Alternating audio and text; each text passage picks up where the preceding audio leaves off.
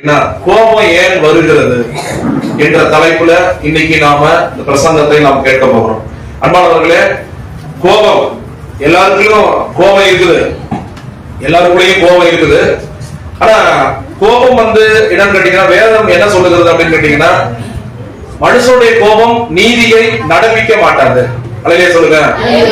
கோபம் இருக்கு, எல்லாருக்குள்ளேயும் கோபம் இருக்குது. ஆனா அந்த கோபத்தை நாம் அடக்க வேண்டும்.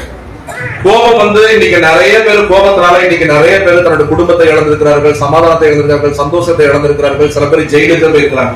நான் ஏற்கனவே நிறைய தடவை சொல்லியிருக்கிறேன், ஒரு மனைவியை நல்லா நேசிக்கிற ஒரு கணவர் ஒரு கோபத்துல ஏதோ மனைவி சொல்லிட்டாங்க அப்படிங்கிறதுக்காக அந்த மனைவியை ஓங்கி ஒரே அடிதான் செவுத்துல போயிட்டு கீழே சாஞ்சவங்க தான், அடிபட்டு கீழே விழுந்தவங்க இறந்துட்டாங்க.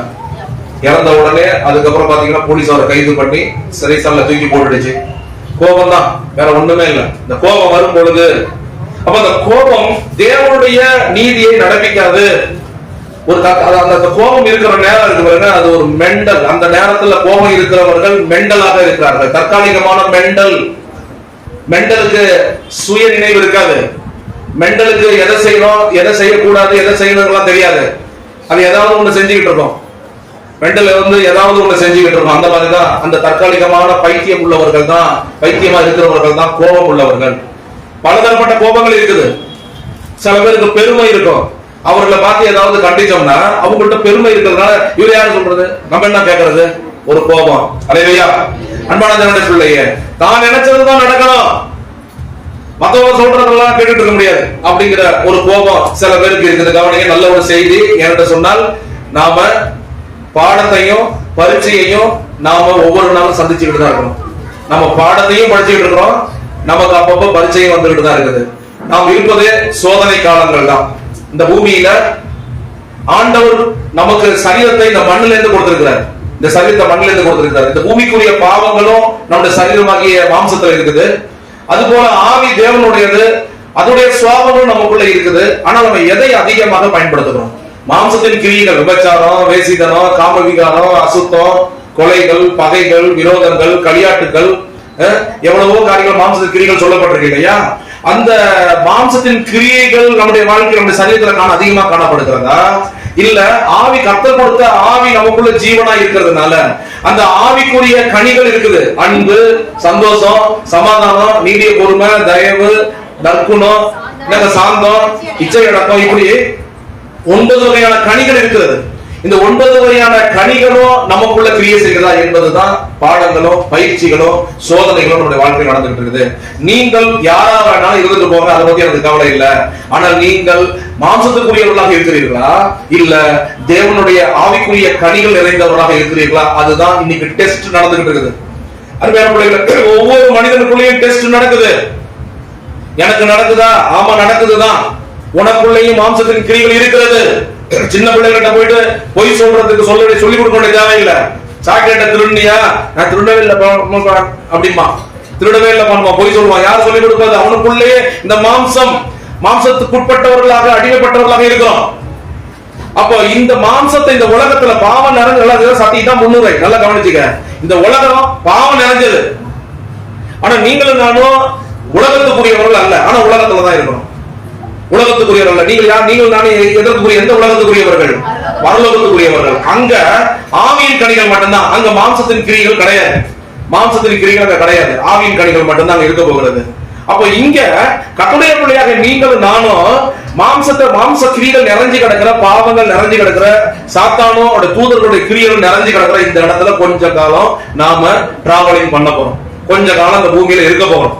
இந்த கொஞ்ச காலத்துல நீங்கள் செய்ய வேண்டிய என்னன்னா, இந்த மாம்சம் நிறைஞ்சு கிடக்கிற, பாவம் நிறைஞ்சு கிடக்கிற, சாத்தான் நிறைஞ்சு கிடக்கிற உலகத்துல நீங்கள் மாம்சத்தின் கிரிகளை அழிச்சு நீங்கள் அடுத்து என்ன பண்ண தெரியுமா? நீங்கள் ஆவிக்குரிய கனிகள் உள்ளவர்களாக இங்க காணப்பட்டால் மட்டும்தான் நீங்கள் அந்த பரலோக ராஜ்யத்தை சோதரிக்க முடியும் என்பதுதான் இன்னைக்கு நான் உங்களுக்கு கொடுக்கிற சத்தியத்துடைய முக்கியமான கரு. இதுதான் கண்டென்ட். இந்த காரியத்தை நீங்க நல்லா புரிஞ்சுங்க. நான் உலகத்துல இருந்தாலும் நான் மாம்சத்தின் கிரியைகளை நான் எப்படி என்ன பண்ணணும், நான் அழித்து, இதுக்குதான் பாடங்களும் பயிற்சிகளும் உங்களுக்கு நடந்துகிட்டு இருக்குது. உங்களுக்கு பாடங்களை நான் எங்க சொல்லி கொடுத்துட்டு இருக்கிறோம்? இங்க சபையில உங்களுக்கு பிரசங்கம் மூலமா பாடங்களை சொல்லி கொடுத்துட்டு இருக்கிறோம். இந்த பிரசங்கத்தை நீங்க கேட்காம போனீங்கன்னா நீங்க மாம்சத்துக்கு உட்பட்டவர்களாகவே இருந்து அழிந்து போவீர்கள் என்று வேதம் சொல்லுகிறது. இந்த உலகத்துல நீங்க இருந்தாலும் உங்களை கர்த்தர் வேறு குறித்து அவருடைய பரலோக வாசியாக பூமியில வைத்திருக்கிறாரு. பவுல் சொல்றாரு, இது எனக்கு சொந்த தேசம் கிடையாது. நான் என்னைக்கு இயேசு கிறிஸ்துவை ஏற்றுக்கொண்டனோ அப்பவே மாம்சத்துக்கு உட்பட்டவன் கிடையாது.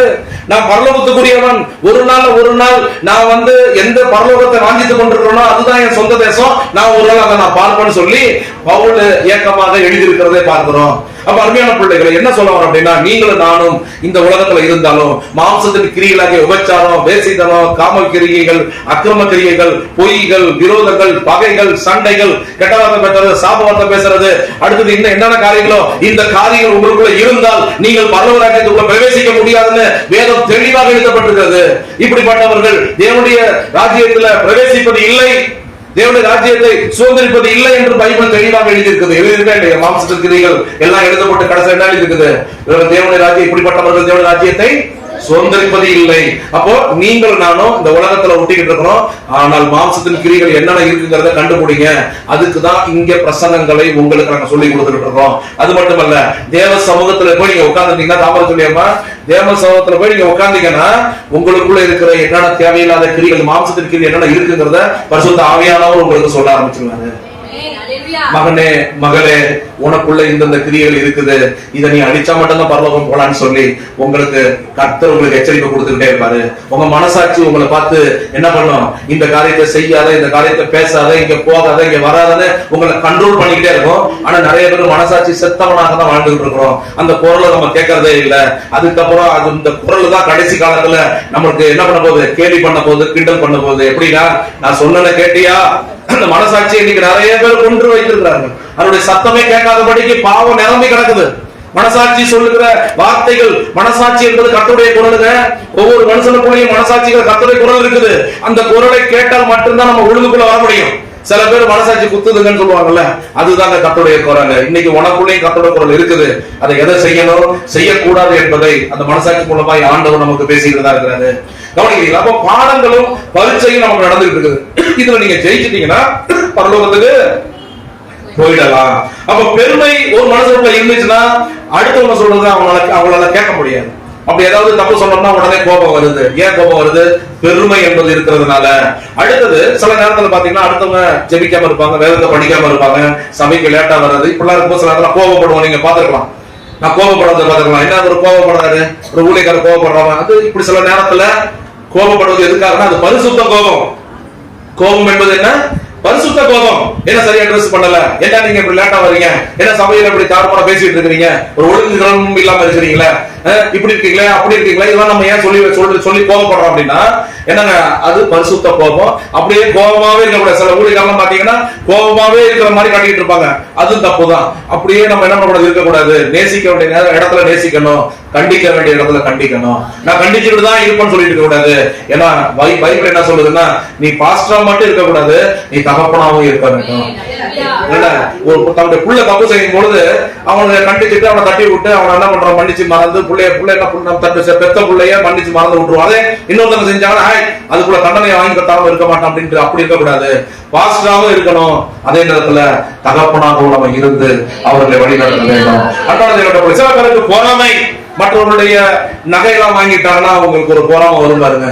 மற்றவங்க நகை வாங்கிட்டு வந்துட்டாங்க, நானு நகை வாங்கிட்டு வந்துட்டியா அப்படின்னு ஒரு பொறாம. அடுத்தவங்க வீடு கட்டினா போறாம, அடுத்தவங்க நல்லா புடவை கட்டினா போறாம.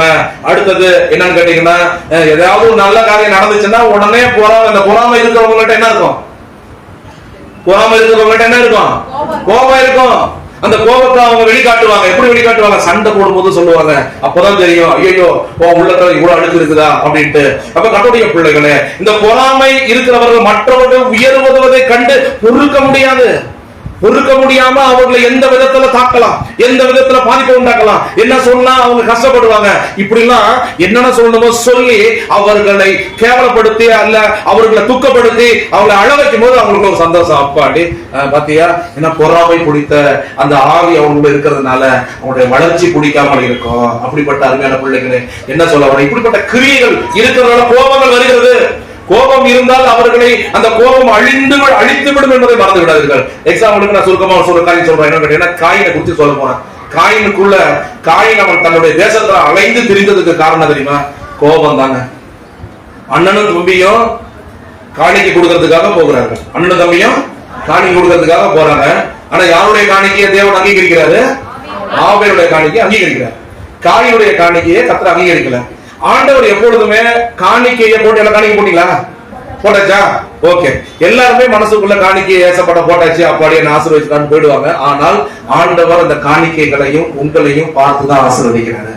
உங்களுடைய நடவடிக்கைகள், உங்களுடைய பேச்சு, உங்களுடைய சிந்தனைகள், உங்களுடைய எண்ணங்கள், உங்களுடைய இதெல்லாம் பார்த்துதான் நீங்க போட்டுக்கிற காணிக்கை உங்களுக்கு ஆசீர்வாதமாய் திரும்பி வருகிறது. சில பேருக்கு 30ஆக, சில பேருக்கு 60ஆக, சில பேருக்கு 100ஆக, 100 மடங்கான ஆசீர்வாதத்தோடு திரும்பி வருகிறது கர்த்தருடைய பிள்ளை. ஆனால் எல்லாருடைய காணிக்கையையும் கர்த்தர் அங்கீகரிக்கிறாரா அப்படி ஒரு கேள்வி கேட்டீங்கன்னா, எல்லாருடைய காணிக்கை அங்கீகரிக்கிறது இல்லை. ஏன்னா அவருடைய இருதயம் கேடு உள்ளதாக, கிறுக்குள்ளதாக, என்னங்க இன்னும் தேவனுக்கு விரோதமான நிறைய காரியங்கள் செஞ்சுட்டு இன்னும் மன்னிப்புக்கு கூட கேட்காம கூட இங்க காணிக்கைகளை கொண்டு வந்து போட்டுட்டு இருப்பாங்க. ஆண்டவர் அந்த காணிக்கைகளை அவர் ஏற்றுக்கொள்வதே கிடையாது. காயினுடைய காணிக்கை கர்த்தர் ஏற்றுக்கொள்ளல. நாடி மாறும் பாருங்க. ஆண்டவர் கேட்பாரு, ஏன் உன் முக நாடி மாறிது? எங்க உன் சகோதரன்? எங்க உன் சகோதரன்? உன்னுடைய சகோதரனுடைய ரத்தம் என்கிட்ட பேசிட்டு இருக்குது. நல்லா கவனிக்கப்பா. சகோதரனை கொண்டாச்சு, ஆனா ரத்தம் போய் எங்க போய் பேசிட்டு இருக்குது? கர்த்தர்கிட்ட பேசிக்கிட்டு இருக்குது. கர்த்தர்கிட்ட பேசிக்கிட்டு இருக்கு ரத்தம். இன்னைக்கு கொலை செய்யறாங்க, கொலை செஞ்சவன அப்படியே கொலை செஞ்சு முடிச்சாச்சு நினைக்கிறாங்க. இல்ல, அவர்களுடைய ரத்தம் கர்த்தரிடத்துல கேட்டுக்கிட்டே இருக்குது. அதுக்கு பழிக்கு பழி கர்த்தர் வாங்குவாரு. அந்த பழிக்கு பழி. ஒருத்தன் கொலை செய்யறவன், கத்தியால கொலை செய்யறவன், அவனும் கொலை பண்ணப்பட்டுதான் சாவான். நல்லா புரிஞ்சுக்க. இப்படிப்பட்ட காரியங்கள் நடக்குது. யாரு என்ன தப்பு பண்றோமோ அந்த தப்புக்கு அவனுக்கு தண்டனை உண்டு. எதை விதைக்கிறானோ அதைதான் இருப்பான். எதை விதைக்கிறானோ அதைதான் இருப்பான். அருமையான பிள்ளைகள், புதுசா எதுவும் உங்களுக்கு வராது ஆபத்துகள். நாம செய்யறத வச்சுதான் நமக்கே தண்டனை திருப்பி வருது. அது நல்லா புரிஞ்சுங்க. சரி, கவனிங்க. அப்ப அந்த காயினுக்கு இருக்கிற கோபத்தை பார்த்து கர்த்தர் கேட்கிறாரு, ஒரு சகோதரன் எங்கன்னு கேட்கிறாரு. அதுக்கு நான் காவலாளியான்னு ஆண்டவரை பார்த்து எடுத்து பேசிட்டு இருக்காங்க. நான் அவனுக்கு காவலாளியா? முகநாடி மாறுகிறது. நான் பேசிட்டு இருக்கும் போது என்ன முகநாடி மாறுது அப்படின்னு கேட்கிறாரு.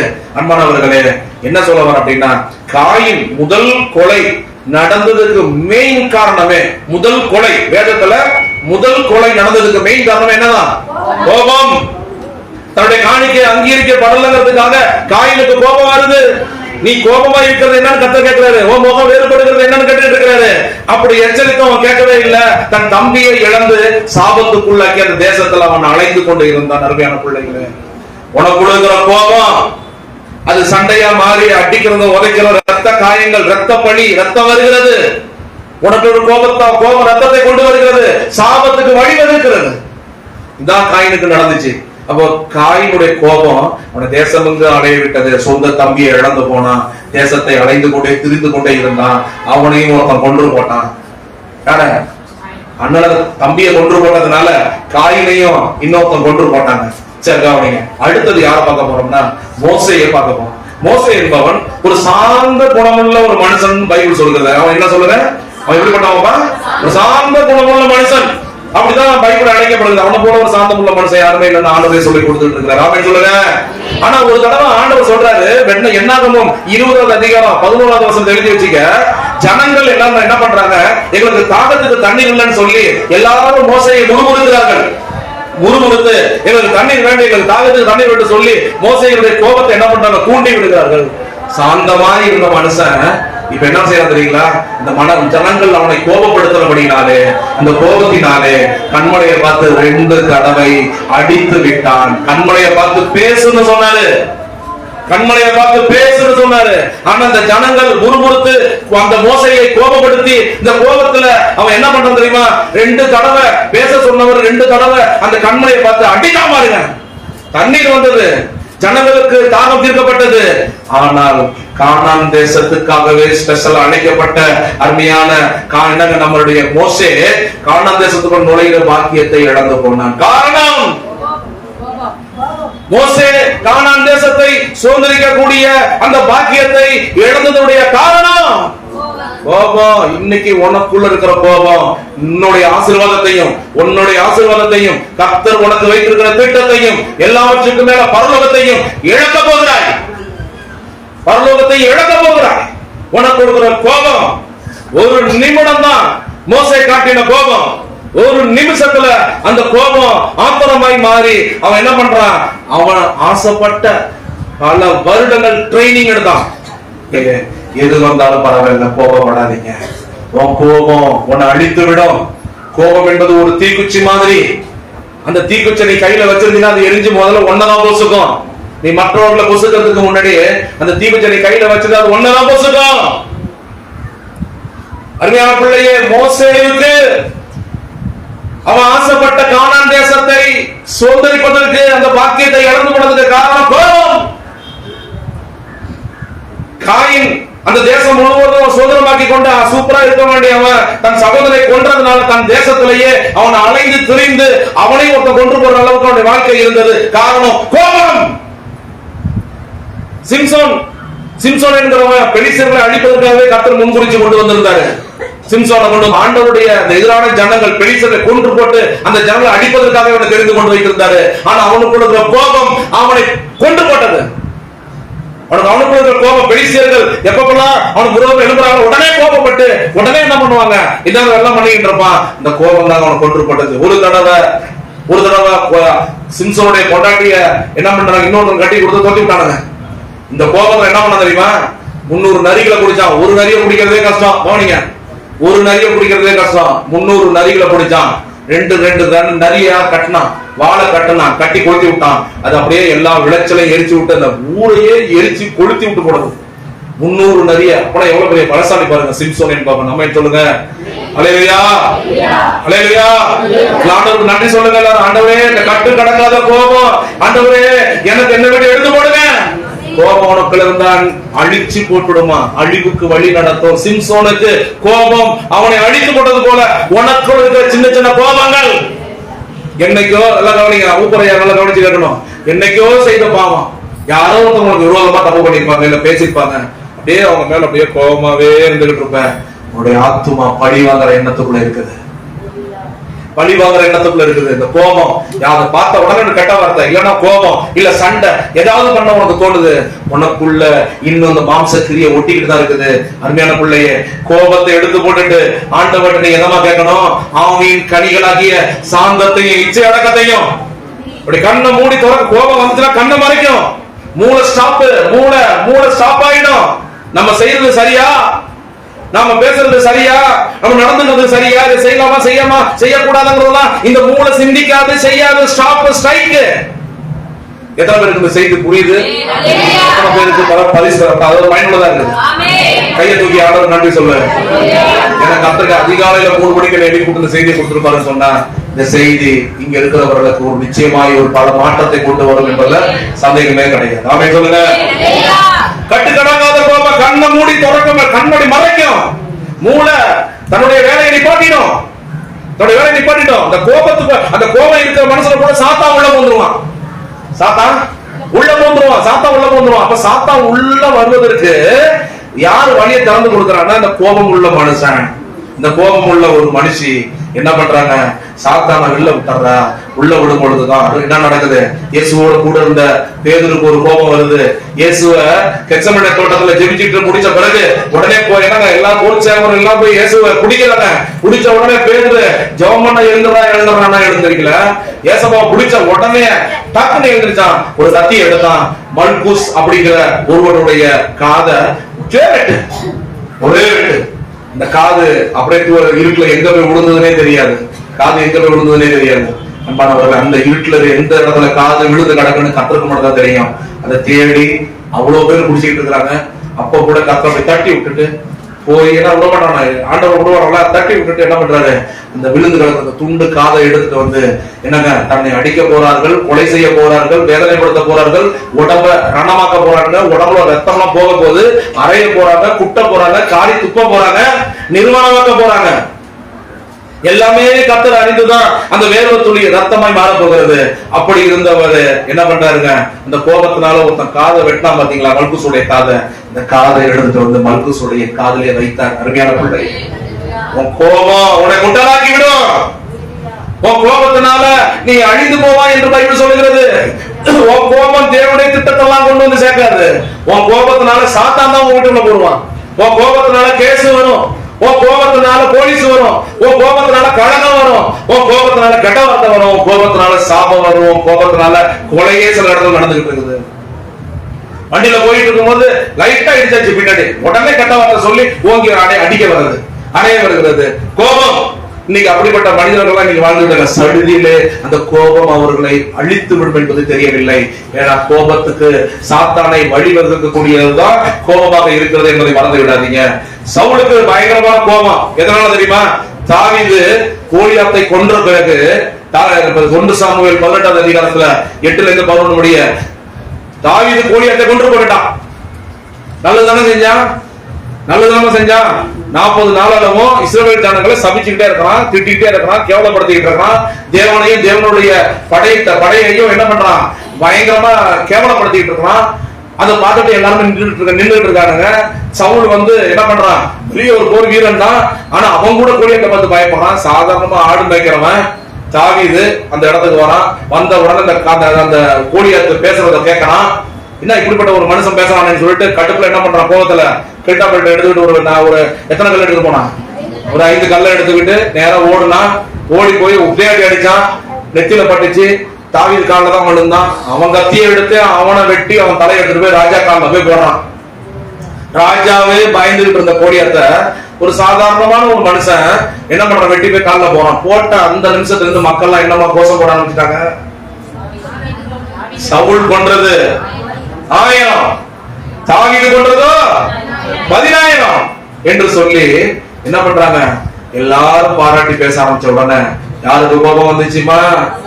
யாருக்கு கோபம் வந்துச்சு? அன்பு செல்வி, யாருக்கு? சவுலுக்கு கோபம் வந்துருச்சு. அந்த பக்கம் மகாதேவன், அந்த பக்கம் கவனிங்க. சவுலுக்கு கோபம் வந்துருச்சு. சவுல் என்ன பண்றான்? ஒரு ஈட்டியை எடுத்தான். ஈட்டியை எடுத்து தாவீது சவுலுடன் நின்றுறான். 2 தடவை தாவீதை கொலை செய்வதற்கு ஈட்டிய தூக்கி எரிஞ்சான் பாரு. தாவீது நவுந்து விட்டான். அப்போ தாவீத இவ்வளவு கொடுமையா செவுத்தோடு சேவரா ஈட்டிய அனுப்பி அவனை கொல்லணும்னு என்ன காரணத்தினால அப்படி செஞ்சானா? தாவீது மேல ஈட்டியை எய்தான். கோபம், பொறாம. எல்லாம் தாவீத புகழ்ந்து பேசுறாங்கன்னு பொறாம. யாரு புகழ்ந்து பேசுறாலும் பொறாமப்படாதீங்க. பொறாமை இருக்கக்கூடாது. பொறாமை உங்களை அழித்து விடும். பொறாமை உங்களை அழித்து விடும். பேராசை உங்களை அழித்து விடும். சரி, கவனிங்க அன்பனதையோட பிள்ளைங்க. பொறாமையிலிருந்து பிறக்கிற கோபம் ஒருவரை சாத்தானுடைய பிடிக்குள்ள தள்ளுகிறது. இந்த சவுல் கோபப்படும் பொழுது சவுல் என்ன தாவீது என்ன பண்றான்? கொல்ல நினைக்கிறான். அப்பனா என்ன? பிசாசுடைய வேலை தெரியுமா? கொல்றதும் அழிக்கிறதும். இவனுக்குள்ள இந்த பரிசுத்த தாவீது மேல ஒரு பொறாமை கொலை செய்ய நினைக்கும் பொழுது பரிசுத்த ஆவியானவர் சவுலை விட்டு விலகி யாரு அவனுக்குள்ள புகுந்தா? சாத்தான் அவனுக்குள்ள புகுந்தான்.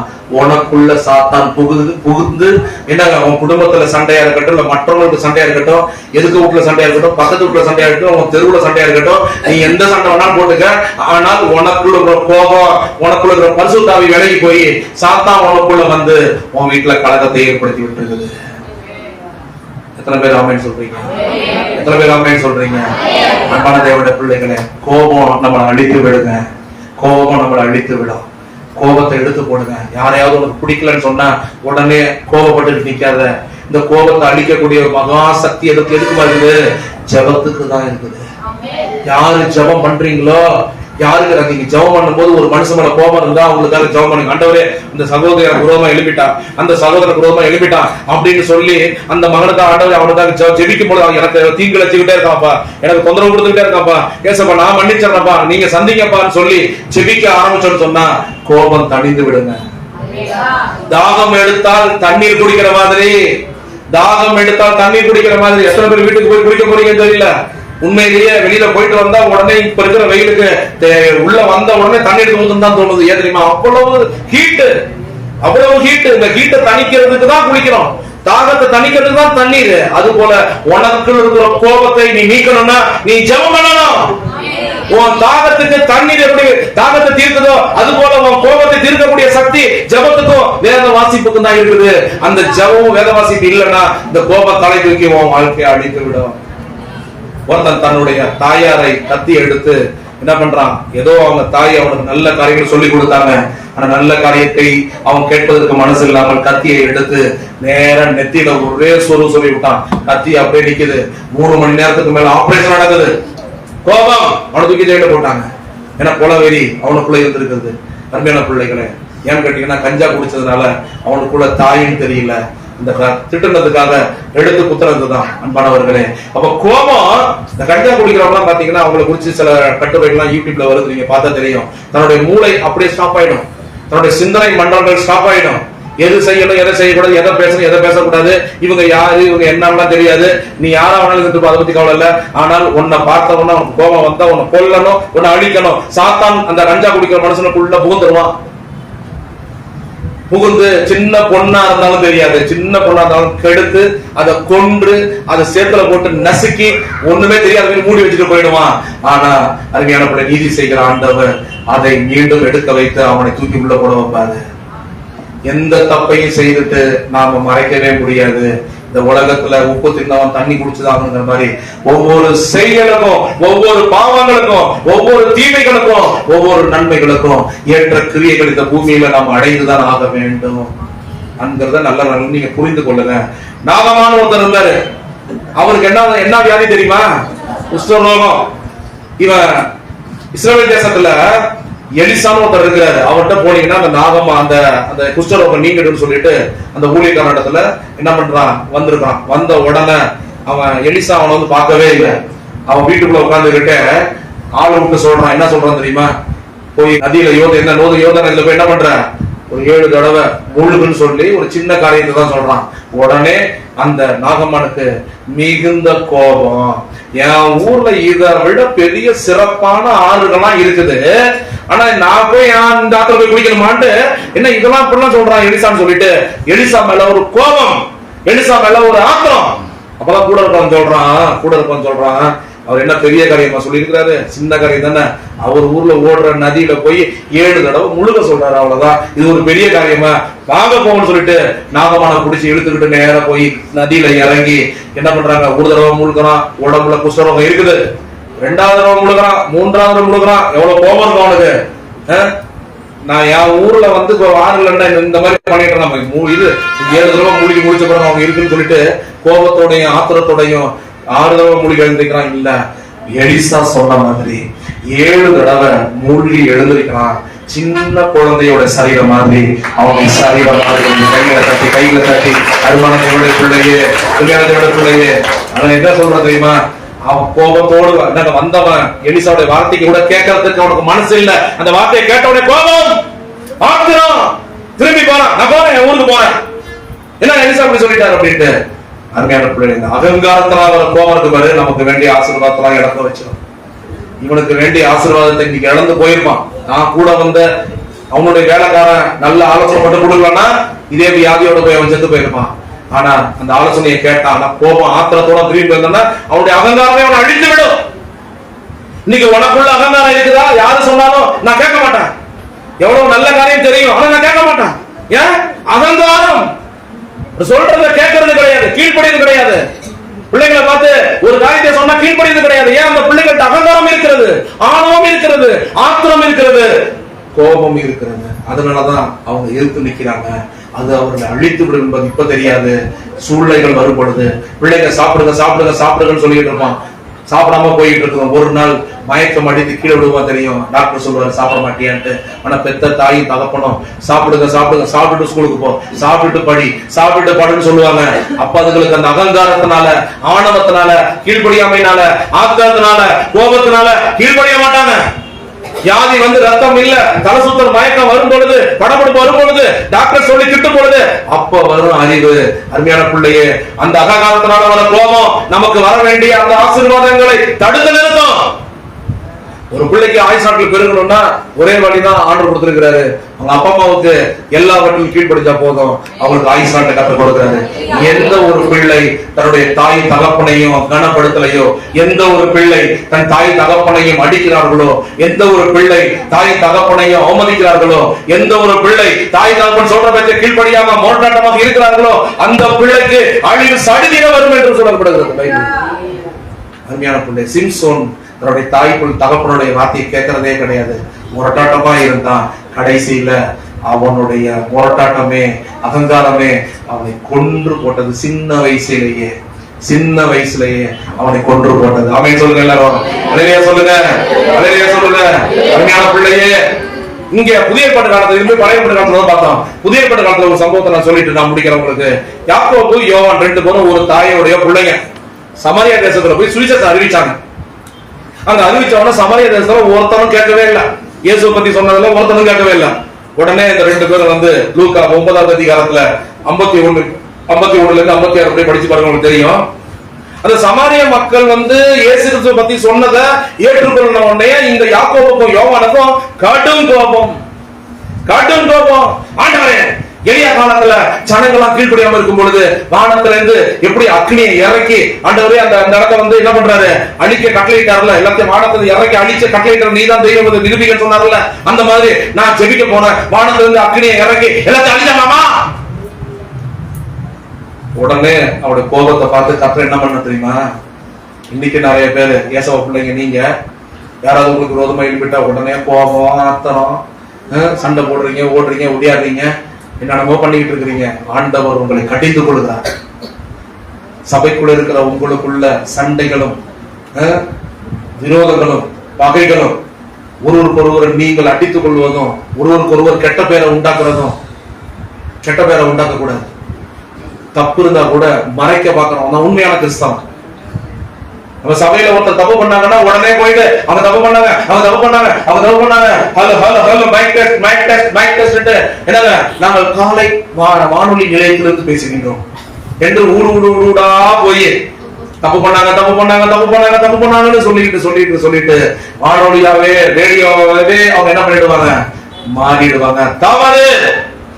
சபைக்குள்ள நம்ம சபை மட்டும் இல்ல, கிறிஸ்தவர்களாக இருந்தா அவர்கள் தன்னுடைய குற்றங்களை ஏதாவது இருந்தா அவர்களுக்கு எடுத்து சொல்லி கண்டிக்கிறத தவிர ஊதிக்கிட்டு இருக்க கூடாது, ஓதிக்கிட்டு இருக்க கூடாது, கோல் சொல்லி திரிஞ்சிட்டு இருக்க கூடாது. இது சாத்தானுடைய வேலை. நம்மளை வச்சு நம்மளை கெடுக்கிற ஆவியது. தயவு செய்து புரிஞ்சுங்க. நீங்கள் சாத்தானால ஆளுகைக்குட்பட்டவர்களாக இருந்தீங்கன்னா சின்ன சின்ன காரியங்களுக்கு கோபப்படுவீங்க. கோபம் உங்களுக்குள்ள இருந்தால் நீங்கள் சாத்தான் உங்களுக்குள்ள இருக்கிறான் என்பதை புரிந்து கொள்ளுங்க. தற்காலிகமா தான் இருப்பான். அதுக்கப்புறம் ஐயோ நான் தப்பு பண்ணிட்டேன்னு நினைக்கிற முடியும் உனக்குள்ள இருந்துகிட்டே இருப்பான். ஐயோ நம்ம ஏன்டா அதை செஞ்சேன்னு நினைக்கிற பத்தியா உனக்கு ஓடிடுவான். ஆனா தற்காலிகமான மெண்டலா நீ இருப்ப. என்ன தெரியுமா, உன் புத்தி சொல்றதை கேட்க மாட்டேன். உன் இருதயத்துல இருக்கிற கிரிகள், அன்பு, அந்த நேசம், சமாதானம், சந்தோஷம் அதெல்லாம் நீ கேட்க மாட்டேன். அந்த மெண்டலா அந்த மூடு எல்லாமே ஸ்டாப் ஆயிடுது. அந்த பிசாசு உனக்கு கோபம் வரும்போது ஐயோ என்ன இப்படி சொல்லிட்டியா, அதை பண்ணிட்டியா, இதை பண்ணிட்டியா அப்படின்னு உடனே அந்த கோபம் சுயநிலையை இழந்தவர்களாக அவர்களை எதையோ ஒண்ணு செய்து அந்த இடத்துல ஒரு கலகமும் சண்டையும் கொலையும் வெறியும் என்னங்க பெரிய ஒரு கூப்பிடுறோம் அங்க உண்டாகுவதற்கு காரணமாகி விடுகிறார்கள். உன்னை பார்த்து ஒருவனை கையிட்டு பேசிருக்க முடியாது. அப்ப புரிஞ்சிக்க ஆண்டவர் அனுபவிக்க புரிஞ்சிக்க. அது மட்டுமல்ல, உனக்குள்ள கோபம் இருக்கு, உனக்குள்ள சண்டை இருக்குது, உனக்குள்ள கலகம் இருக்குது, உனக்குள்ள அடிக்கடி இருக்குது, உனக்குள்ள கோல் சொல்றது இருக்குது, உனக்குள்ள இன்னும் மாம்சம் இருக்குது, என்னென்ன இருக்குங்கிறத சின்ன சின்ன சின்ன சின்ன பிரச்சனை மூலமாக உனக்கு கர்த்தர் காண்பிப்பாரு. அதுதான் நான் ஆரம்பிக்கும் போது சொன்னேன், உனக்கு பாடமும் பரீட்சை நடந்துகிட்டு இருக்குது இந்த பூமியில. உனக்கு பாடமும் பரீட்சை நடந்துகிட்டு இருக்குது. நீ நல்ல பிரசங்கியா நான் இருக்கலாம், நீ நல்ல ஒரு விசுவாசியா இருக்கலாம், ஆனா இருக்கிறதால வந்துட்டு போறதுனால ஒண்ணு கிடையாது. உன் வீட்டுல, உன் தனிப்பட்ட இடத்துல, நீ வாழ்கிற வசிக்கிற இடத்துல, இல்ல உன் குடும்பத்தார் மத்தியில, நீ வாழ்கிற சமுதாயத்துல ஒரு சில பேர் உனக்கு விரோதமா எழுதும் போது உனக்குள்ள அன்பு இருக்குதா இல்ல கோபம் இருக்குதா? உனக்குள்ள சாந்தம் இருக்குதா இல்ல உனக்கு அமைதி இருக்குதா? உனக்குள்ள கெட்ட வார்த்தையும் சாபம் இருக்குதா இல்ல எதையும் பேசாத இச்சை அடக்கம் இருக்குதா? இந்த டெஸ்ட் நடக்கும். இங்க பாடத்தை சொல்லி கொடுத்துட்டு இருக்கிறோம். ஆனா பரீட்சை நீ வெளியில போய் தான் நீ பரீட்சை எழுத வேண்டி இருக்கிறோம். ஆனா நீ நல்லா இங்க படிச்சிருந்தீங்கன்னா உனக்கு வருகிற டெஸ்ட்ல நீ பாஸ் ஆயிருப்ப. நீ இங்க ஒழுங்கா படிக்கல, பிரசங்கம் பண்ணும் போது உனக்கு பிரசங்கம் தேவையில்லை மாதிரி நடந்துட்டு இருக்கிற, இது யாருக்கோ பேசிட்டு இருக்காங்கன்னு உட்கார்ந்து இருக்கிற. அப்பதான் அதனாலதான் சொல்றேன், நீ வெளியில உனக்கு பரீட்சை நடக்கும் பொழுது கெட்ட வார்த்தை பேசுறது, சாபம் போடுறது, அடுத்தது சண்டை போடுறது, என்னன்னா அது மட்டும் இல்ல என்னென்னமோ நடந்துட்டு இருக்குது. காரணம் இங்க ஒழுங்கா நீ பாடத்தை படிக்கல. வீட்டுல போயிட்டு உட்கார்ந்து வேதத்தை நீ படிக்கல, சும்மா பேருக்கு வேஷம் போட்டுட்டு இருந்திருக்கிறீங்க. அதனாலதான் பரீட்சை வரும் பொழுது ஃபெயில் ஆயிடுறீங்க. நேரம் வரும் பொழுது ஒன்ன நீ என்ன பண்ணிடுற, அந்த எல்லாத்தையும் மறந்து உலகத்தான் பெரிய நீ நடந்துக்கிற. புரிஞ்சுக்கிட்டீங்களா? மாதிரி விசுவாசிக்காரு நீங்களும் நான் மாறணும். எது வேணாலும் யாரு வேணாலும் எது சொன்னாலும் போயிட்டே டோன்ட் கேர். இதை பத்தி கவலை பண்ணிட்டு இருக்காங்க. நேற்று ஒரு வீடியோ பார்த்தேன், எப்ப போனாலும் வீட்டு விட்டு வெளில போனா பொண்டாட்டி தான் மோடி கூப்பிடுவாங்க. பொண்டாட்டி அங்கிருந்து வந்து நல்ல மேக்கப் எல்லாம் போட்டுட்டு பொண்டாட்டி பவுடர் எல்லாம் அடிச்சுட்டு நல்ல சூப்பரா வந்து புருஷனுக்கு முன்னாடி அப்படி வந்து அந்த அப்பா போடி போ அப்படின்ட்டு பொண்டாட்டி நல்லா பார்த்துட்டு வெரி குட் டார்லிங் அப்படின்னு சொல்லிட்டு கொஞ்சிட்டு அவன் வெளில போடுவான். ஒரு நாள் அந்த பொண்டாட்டிக்கு பயங்கர ஒரு கேள்வி, எப்ப பார்த்தாலும் எங்க போனாலும் என்னையே வந்து முண்டு நிக்க சொல்றாரு, எதுக்குதான் அப்படி சொல்றாரு, தாங்க முடியல, அந்த ரகசியத்தை உடைக்காம நீங்க அனுப்ப கூடாதுன்னு சொல்லிட்டு புருஷகாரனை பார்த்து கேட்டிருக்குது, ஏங்க எப்ப பார்த்தாலும் என் முகத்தை பார்த்துட்டு தானே வெளில போறீங்க, அப்படி என்னங்க என் முகத்தில் இருக்கிறது? அவன் சொன்னாங்க, நான் ஒவ்வொரு நாளும் பலதரப்பட்ட பிரச்சனையை பார்த்துட்டு இருக்கேன், வெளியில போய் பல யமகண்டமும் ராகு காலமும் தான் எனக்கு வருது, நான் ஓ முகத்தை பார்த்துட்டு போன உடனே இதையே வச்சுக்கிட்டு பல வருஷமா நான் ஓடிட்டு இருக்கும் பொழுது இந்த கஷ்டங்கள்லாம் எனக்கு பெருசா நடந்துட்டு என்னை நானே பலப்படுத்திக்கிறேன்ட்டு. ஆமாமா, ஒண்ணு நான் பாக்கலாமா? ஆமா, நான் அந்த மாதிரி என்னைக்காவது ஒண்ணு முன்னாடி வா கதவை திறந்து மூடி நில்லு நான் இன்னைக்கு சொன்னதே கிடையாது. ஆமா, அல்லேலூயா சொல்லுங்க. அதுவான புதியத்தோட உக்கிரத்தை மாற்றோம். சண்டை போடும் போது நாமும் சேர்ந்து சண்டை போட்டுக்கிட்டு இருக்கோம், நம்ம ஒருத்தனை திட்டும் பொழுது நாமும் போய் திட்டிட்டு இருக்கோம் சொன்னா மேல மேல டீசல் ஊத்துற மாதிரி பெட்ரோல் ஊத்துற மாதிரி தான். யாராவது உனக்கு விரோதமா எழுப்பி பேசுறாங்கன்னா மௌனம், மெதுவான பிரதியுத்தரம். நீ திருப்பி எதை காட்டணுமா? மௌனத்தை காட்டு. மெதுவா அப்படியே அமைதியா போயிட்டாரு, ஒன்னும் கேட்காத மாதிரி போயிட்டாரு. அப்பதான் கர்த்தர் சொல்றாரு, அந்த உக்கிரத்தை மாற்றும். கணவன் கோவப்படுறான்னா மனைவி சேர்ந்து கோவப்பட்டு இருக்க கூடாது. அந்த பிரச்சனைகள் மேல போயிட்டே இருக்கும். மனைவியானவர் என்ன பண்ணணும்? அமைதியா இருக்கணும். சரி, ஏதோ பேசிட்டு போட்டு அமைதியா இருக்கணும். அமைதியா இருக்கிறவங்க தாங்க ஜெயிச்சவங்க. பயந்துட்டு இல்ல, நம்ம பேசினா அடிப்பாருட்டு இல்ல. எங்க அமைதி இருக்கிறதோ, எங்க மௌனம் இருக்கிறதோ, எங்க சாந்தம் இருக்கிறதோ, எங்க இச்சடக்கம் இருக்கிறதோ, பேசுகிறவர்களை உண்மையான நேசித்தாய் என்று சொன்னால் நீ அமைதியா போயிடுவ. அமைதியா போறது தாங்க பரலோகத்துல இருக்கிற என்ன தேவனுடைய பிள்ளைகளாக இந்த பூமியில் இருக்க முடியும்.